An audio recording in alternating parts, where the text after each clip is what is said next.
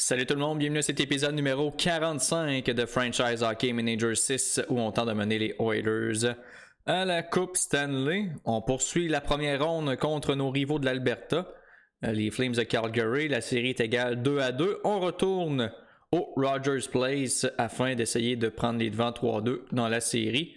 On va juste jeter un petit coup d'œil à l'alignement, voir si on va faire des changements. Je ne penserais pas. Je pense qu'on va laisser ça comme ça pour l'instant. À moins que je flippe. Non, je vais laisser Yamamoto, c'est à 3, Nylander, c'est à 4. Défensivement, on va laisser ça comme ça aussi, à moins qu'Hanifin soit moins bon que Nurse, sinon ils sont pas mal égales. Mais Nurse est à 100% de fitness, puis Hanifin 97, fait qu'on va tout de même flipper les deux comme ça. Et on est prêt. C'était-tu Konovalov qui avait. C'était qui avait gardé les buts le dernier coup? Lors de notre victoire, je me souviens plus.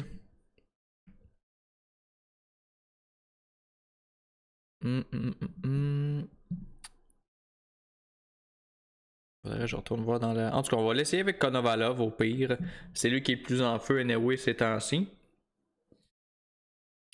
Donc, on va y aller avec ce duel entre les Oilers et les Flames. Est-ce qu'on peut aller chercher ce match-là? C'est parti pour le duel numéro 3. Numéro 5. 3. C'est 2-2 la série. Donc, dès le départ, on marque le premier but. C'est Leon Draisaitl sur des passes de Donald Nurse et de Evan Bouchard. Donc, dès le départ, on prend les devants 1-0. Bon début de match jusqu'à présent.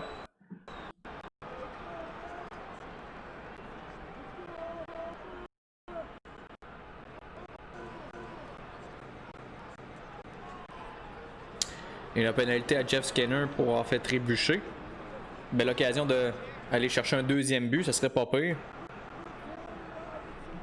On attaque présentement dans le territoire des Flames. On est installé, mais on ne réussit pas à déjouer le gardien. Et la pénalité qui s'écoule, donc on n'a pas réussi à marquer un avantage numérique malheureusement. Et là, on vient de passer la mi-chemin de la première. On récupère la rondelle dans le territoire offensif. Mais on ne réussit pas à marquer encore une fois.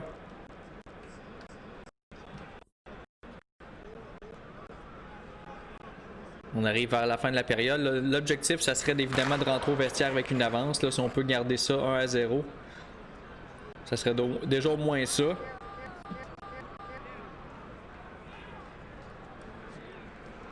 On est dans le territoire encore une fois des Flames. La rondelle qui sort finalement. Et il n'y aura pas de but. Là, c'est Carlington qui est chassé pour avoir accroché. Donc, les Flames là, qui auront l'occasion de créer l'égalité en avantage numérique. On va souhaiter qu'on va résister. Et là, Bouchard en plus qui en écope une. Donc, 5 contre 3 en fin de période. Ça regarde pas bien. Et là, Klingberg qui en ajoute 6 balles. D'après moi, on va passer le reste du match en désavantage numérique. Et évidemment, ce qui devait arriver arriva. Claude Giroux qui crée l'égalité en fin de période. L'indiscipline là, qui malheureusement fait surface. On va espérer qu'on va toffer au moins jusqu'à la fin de la période. Là. Et Draisaitl qui en écope d'une autre pénalité. Donc visiblement, là, on n'est pas dû pour cette période-là. C'est 1-1 la marque, 15-13 les tirs. Encore 29 secondes de 5 contre 3. On va espérer que le Piquet va faire le travail. C'est parti.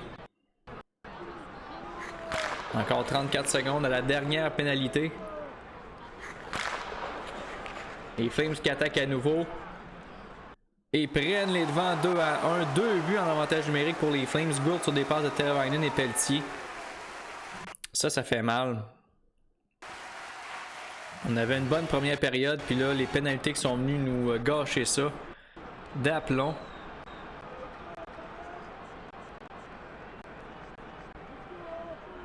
Mais c'est pas fini, il reste encore beaucoup de temps. Là, on est en début de deuxième.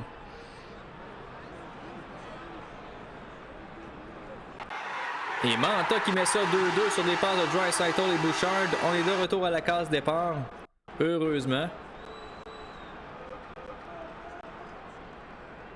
Les Flames qui tentent de prendre les devants, ça n'a pas fonctionné.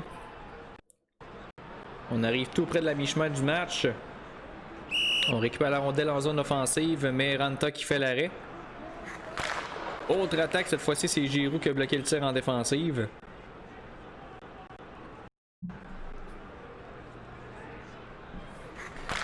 Autre attaque des Oilers.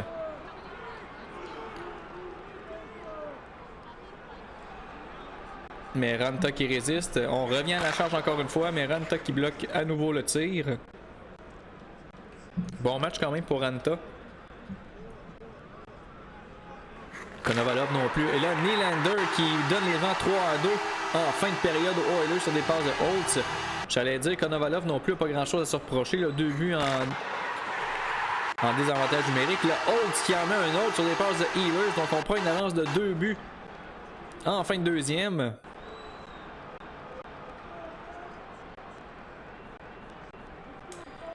Donc ça, c'est une très bonne période là, pour nous.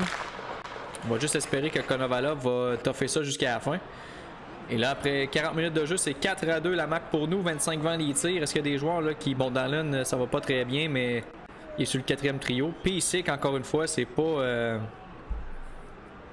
son meilleur match. En fait, il n'y en a pas eu vraiment de bons matchs depuis qu'il s'est joint à nous. Là. Puis il est pourtant plus 2 en plus. Mais bon, on va laisser ça comme ça pour là. On mène par 2 buts. On va souhaiter qu'on va toffer ça jusqu'à la fin. Là, dès le départ, là, on s'amène. Et Dallin qui met ça 5-2 sur des passes de Nylander et Norris. Donc le 4e trio qui ajoute un but. Là, ça sent pas très bon pour les Flames, là.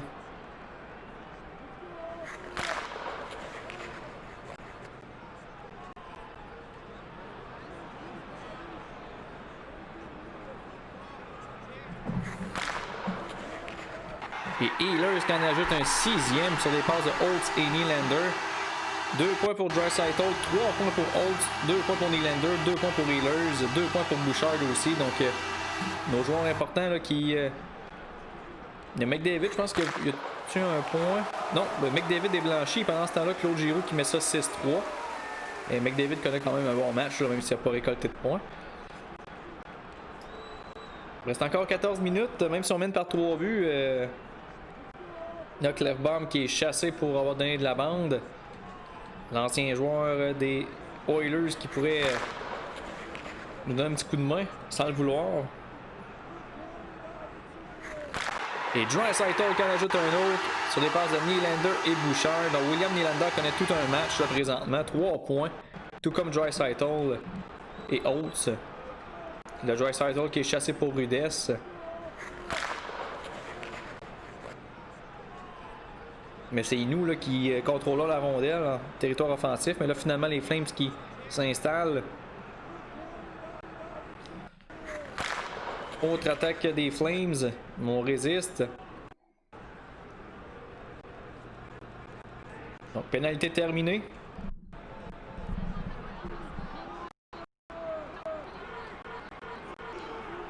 Là, Valimaki qui est chassé pour avoir donné un coup de bâton. Donc, contre-avantage numérique pour nous. Ce qui va nous permettre d'écouler 2 autres minutes au cadran. En moins qu'on marque, évidemment. Et c'est le cas avec David qui récolte son premier point du match sur des passes de Bouchard. Donc quand même une pas pire volée, mais là j'ai peur que les Flames reviennent en force lors du prochain match. Faudrait pas trop les planter.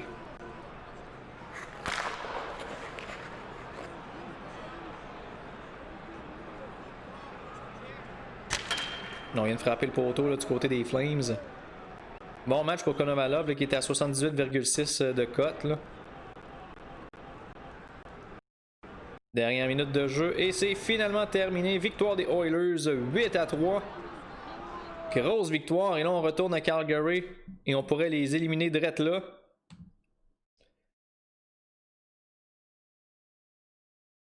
Evan Bouchard qui a fini le match avec 4 mentions d'aide. Donc très bon match là, pour le défenseur des Oilers.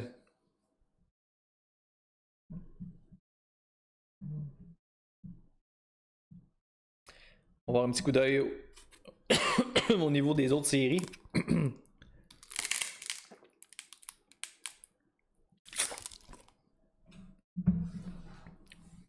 va voir si le Canadien a réussi à puller le upset sur les Panthers. Non, les Panthers qui ont réussi à remporter leur match.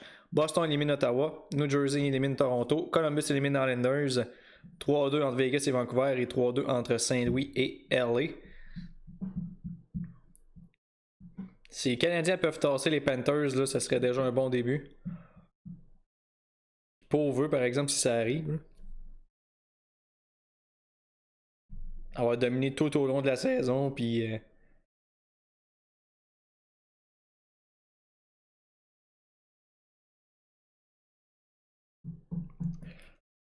bon, Jesper Bratt qui a eu un tour de chapeau. Je vais voir...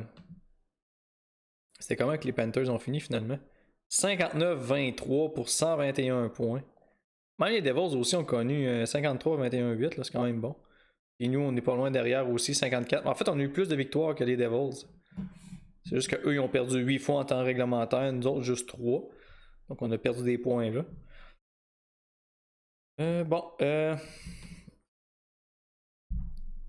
C'est des joueurs qu'on peut... Parce que Mark Pysyk, pour vrai, là, c'est pas vargeux. Y a-tu des défenseurs à 2 volets? Pas à 2 volets, mais à 2 étoiles qui pourraient prendre la place? Non, lui, je peux pas l'emmener à Edmonton.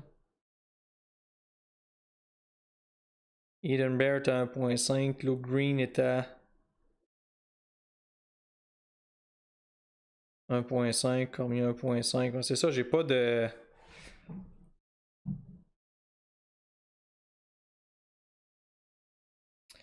Pas de défenseur là, pour prendre la place de Pysyk. Je pensais que ça allait être un bon ajout, mais finalement, pas du tout. Donc, on va poursuivre comme ça. Match à Calgary cette fois-ci. Et là, je pense que Gillies, il était pas là lors du dernier match. Donc, on a fait un changement de gardien de but du côté des Flames. C'est Gillies qui va prendre part au match face à Konovalov. C'est parti pour le match numéro 6. Est-ce que les Oilers peuvent éliminer ses rivaux de l'Alberta à l'étranger, devant la patinoire, devant les partisans des Flames plutôt?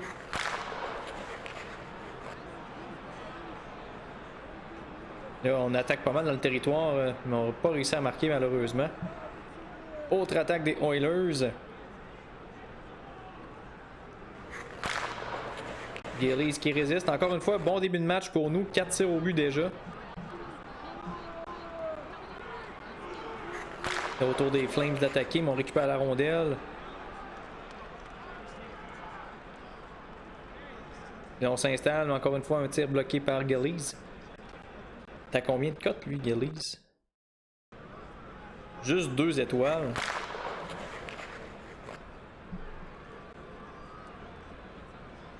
On récupère la rondelle. Sauf qu'on la perd et les Flames qui la ramènent dans notre zone. On résiste pour le moment, mais encore une fois, les Flames qui reviennent à la charge. Mais Konovalov qui est solide. Mais là, les Flames qui reviennent encore dans notre territoire. C'est plus eux qui contrôlent le jeu présentement là, depuis les dernières minutes. Là. Finalement, une attaque des Oilers. Et Holtz qui marque sur les passes de Ehlers et Draisaitl. Donc 1-0 pour les Oilers.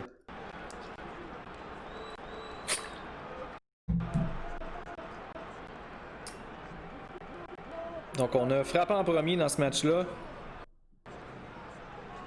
Reste à voir si les gars peuvent finir le travail.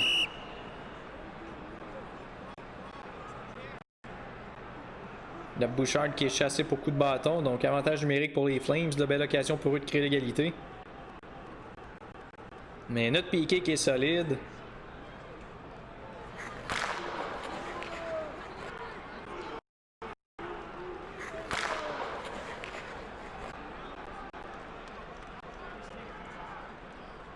Et la première période qui est maintenant terminée. Donc 15-11 les tirs, 1-0 pour nous. Il y a des joueurs là, que c'est difficile. À date, c'est pas si pire. Il y a Manta là, que c'est pas sa meilleure période. Ehlers non plus. Pourtant, il est plus 1 puis il y a une passe. Mais c'est défensivement là, qui en arrache un peu. Tout comme Manta d'ailleurs. Sinon, il n'y a rien de vraiment alarmant. Donc, on va poursuivre ça dans la même veine. C'est parti pour le deuxième.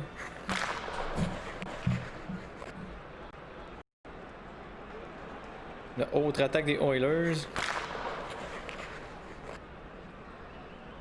On est toujours dans le territoire offensif. Mais on perd la rondelle par la suite.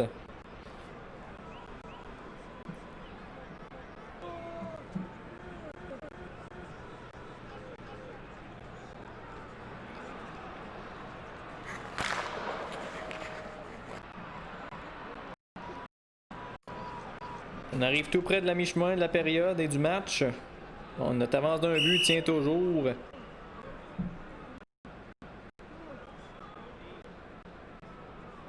On va souhaiter que Konovalov va résister. Il est rendu à 82,7 de cote, c'est très bon.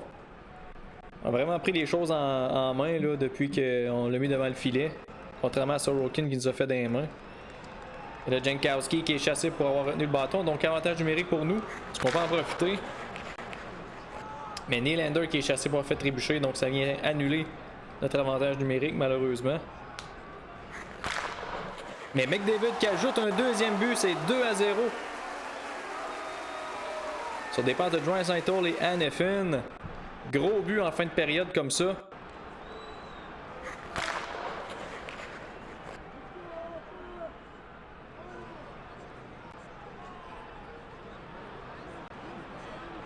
Encore 3 secondes à la pénalité, est-ce qu'on peut résister? C'est fait, donc pénalité écoulée. Là, les Flames qui reviennent à la charge aussitôt cependant. Et Teravainen qui réduit l'écart sur des passes de Pelletier et Dubé. Ça, c'est dommage. J'aurais aimé ça amorcer la troisième avec une avance de 2 buts.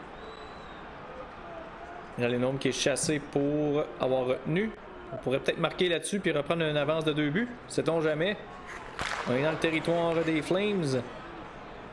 Et Draisaitl qui met ça 3-1 sur des passes de Martin McDavid. Donc on reprend une avance de 2 buts. Et on termine la période avec une avance de 3-1. 25-23 les tirs en faveur des Flames. Gros but en avantage numérique. On starte la troisième à l'instant et on va souhaiter tough encore 19 minutes 20 secondes afin de envoyer les Flames en vacances. Le haut avantage numérique pour nous. Et Manta qui met ça 4-1 sur des passes de Draisaitl et McDavid. Donc la décision de mettre Gillies devant le filet n'aura pas payé du côté de Calgary. Et nous, notre côté, Konovalov qui est solide jusqu'à maintenant.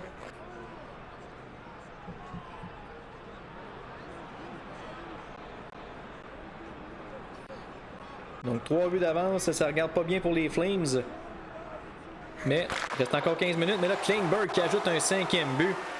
Et là, on peut. Et McDavid qui a 100 de cote offensive. Donc très bon match. Il est rendu à 4 points. 5 points pour Draisaitl.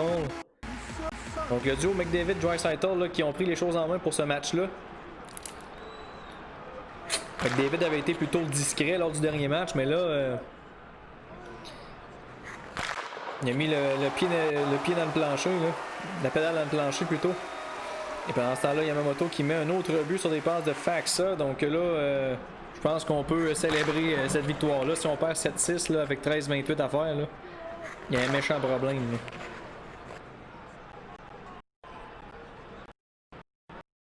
Donc on va accéder au deuxième tour des séries. Ça n'a pas été un problème lors des dernières années pour nous d'accéder au deuxième tour. C'est plus d'accéder au troisième tour qu'on a eu bien de la misère. Je pense qu'on s'est tout le temps fait sortir en deuxième round. Et là, McDavid qui ajoute un autre but sur des passes de Draisaitl et Klingberg. Donc la débandade qui se poursuit.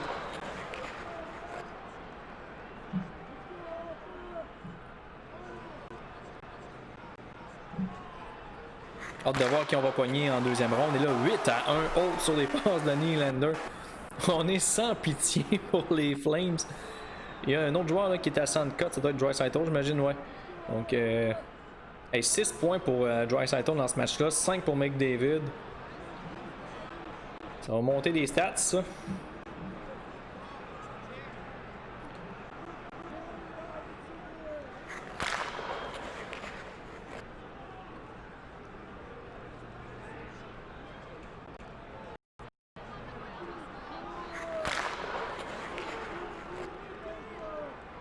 Donc encore 5,32 à faire au match. Plus grand chose à surveiller vraiment. Là, je pense qu'on est pas mal convaincu que ça va se terminer avec une victoire. Mais chapeau encore une fois à Konovalov. 94,4 de cote, c'est excellent. Donc je pense qu'on va y aller avec lui là, pour le reste des séries, même s'il perd des matchs. C'est lui qui nous a démontré qu'il était le plus constant entre les deux. Et c'est officiel avec une pénalité de coup à la tête, là, mais c'est quand même officiel avec une autre pénalité pour double échec. Mais là, c'est officiel. Le match est terminé. Victoire de 8-1 des Oilers sur les Flames. Quelle façon de terminer cette série-là. Et on passe officiellement au deuxième tour des séries. Et Alex Nylander qui a été suspendu suite à son geste, il va rater les 2 prochains matchs. Ça fait mal dans un sens parce qu'on n'a pas tant de profondeur à l'attaque. À moins qu'on ait des retours de blessures. On avait-tu des blessés à l'attaque? Je sais qu'on devait en avoir en défensive pour qu'on ait Pesic dans la formation. Roster.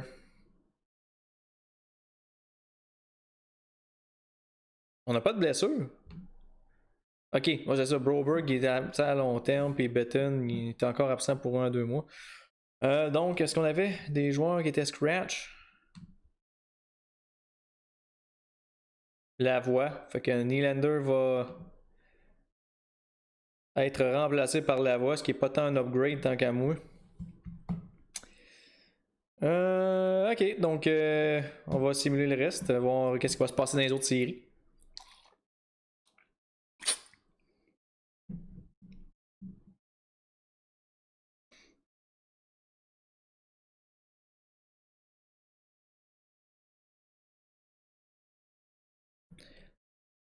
Et les Panthers qui égalisent la série malheureusement. Série égale également entre Vegas et Vancouver. Et les Blues qui sortent les Kings en 6.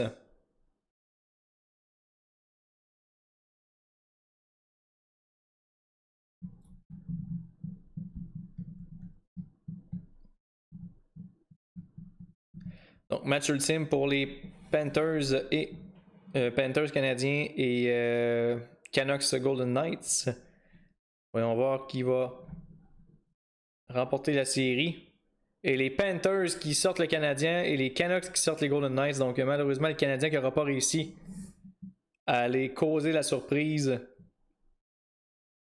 Fait qu'on a encore les Panthers dans les pattes.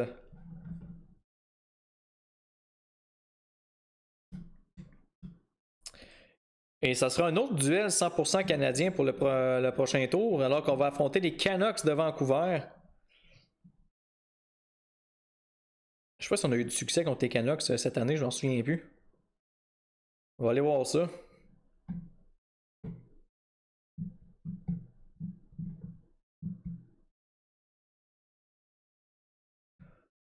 Bon. Si on va dans Home. Contre les Canucks, on a une fiche de 2 victoires, 2 défaites en saison régulière contre eux. Donc ça risque d'être une série quand même assez serrée. On va débuter le premier match à l'instant. C'est Demko qui fera face à Konovalov. Demko qui est en feu lui aussi, donc ça peut être dangereux. C'est parti pour le premier duel du deuxième tour des séries. Oilers, Vancouver.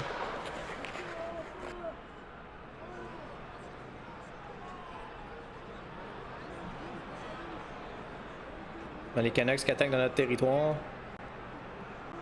On a résisté cependant. Déjà 2 tirs pour les Canucks. Nous, on n'a rien dirigé encore en direction de Demko. Mais là, on attaque dans le territoire ennemi. 2 tirs qui ont été dirigés vers Demko. Autre attaque, mais le gardien des Canucks qui est solide.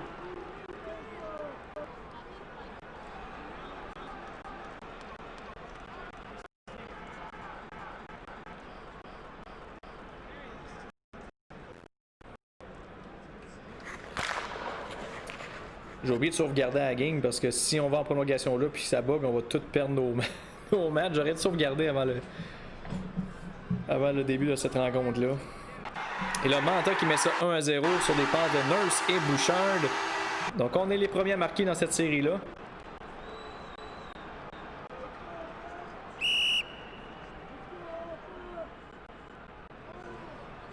Le Samuel Fagemo qui est chassé pour double échec. Donc autre avantage numérique pour nous. Ben, je dis autre, en fait c'est notre premier, nous, mais espérons qu'on pourra marquer là-dessus. Une petite avance de 2-0 en première, ça serait le fun. Et non. Pas de but en avantage numérique pour là. C'est encore 2 minutes à la période. Et c'est terminé, donc après 20 minutes de jeu plutôt, c'est 1-0. 9-7 les tirs en notre faveur. Carlington, première période difficile. Klingberg, pas un gros match pour lui. Il est déjà sur la deuxième paire, puis on mettra pas P6 à la deuxième, certain. Pas que je dis ça, mais je pense que c'est notre meilleur défenseur droitier. Non, c'est Bouchard à 66. Bref, on va laisser ça comme ça. On va donner une occasion à Klingberg de se reprendre.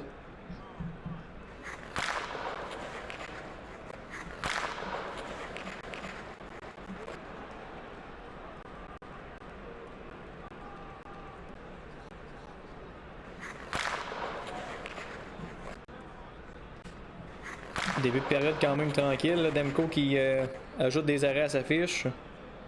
Et le McDavid qui est chassé pour accrocher.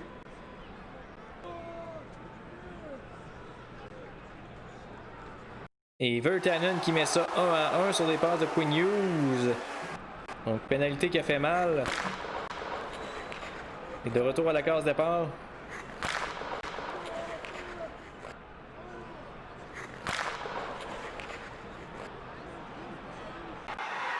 Mais Nylander qui met ça 2-1 sur des passes de Holtz et Ehlers. On reprend les devants à la mi-chemin de la deuxième. Et là, Zibanejad qui est chassé, donc occasion en or d'aller chercher un autre but. Mais ça ne sera pas le cas malheureusement. On a le double des tirs là, sur les Canucks. Mais l'avance est seulement d'un but encore.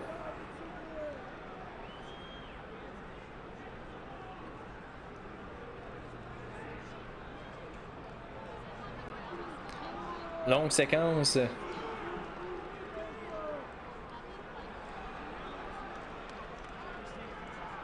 Qui se termine avec absolument rien. Le retour des Canucks attaqués. On bloque le tir en défensive. Encore 5 minutes en deuxième. Notre avance d'un but tient toujours. Mais là, les Canucks qui attaquent dans notre zone. On s'en sort encore une fois. Ça prendra un autre but, là. Je me sens pas ça, il faut que des avances d'un but.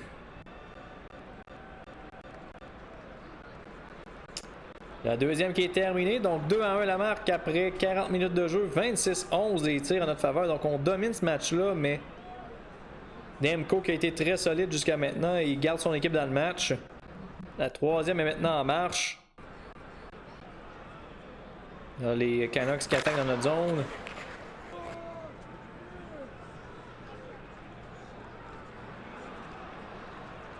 On n'est pas en mesure de sortir la rondelle. Et Jarvis qui met ça 2-2 sur des passes de Peterson et de Chychrun.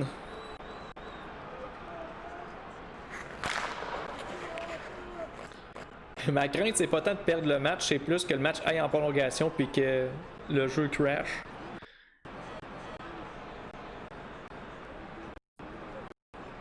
Le Texier qui est chassé. On va changer la tactique d'un coup que ça apporte ses fruits. Avec le classique up center et behind the net. D'un coup que ça changerait quelque chose. Et malheureusement non, rien du tout.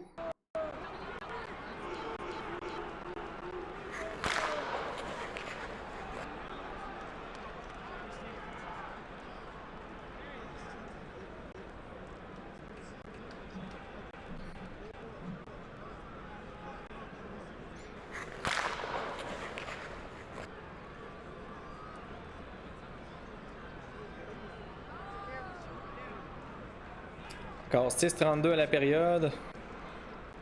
Ça sent la prolongation malheureusement.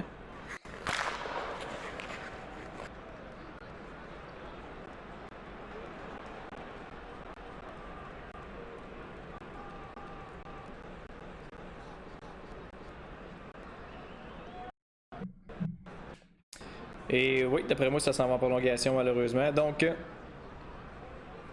prolongation. 2-2 la marque, 34-21 les tirs. Donc, ce que je vais faire, je vais le dire immédiatement là, pour mettre les choses au clair. Si, peu importe l'issue du match, si le jeu crash, je vais arrêter l'enregistrement là. Je vais quand même publier l'épisode, mais je vais m'arranger pour le prochain épisode qu'on soit au même point. Ce ne sera peut-être pas les mêmes scores et tout ça. Mais exemple, si on perd ce match-là, ben, je vais m'arranger pour que lorsqu'on débute le prochain épisode, qu'on tire derrière 1-0 dans la série. Si on gagne, même chose, si on gagne ce match-là, bien je vais m'arranger pour que lorsqu'on va débuter le prochain épisode, bien, que ce soit 1-0 pour nous dans la série. Donc cela dit, la prolongation est en marche. Valeur, on avait 34 tirs au but contre seulement 23, puis on n'a pas réussi à aller chercher ce match-là en temps régulier.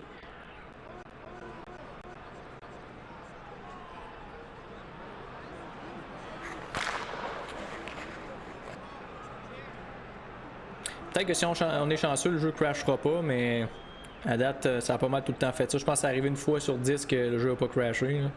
Je sais pas pourquoi ça fait ça, par exemple. Je trouve ça plate un peu. Là.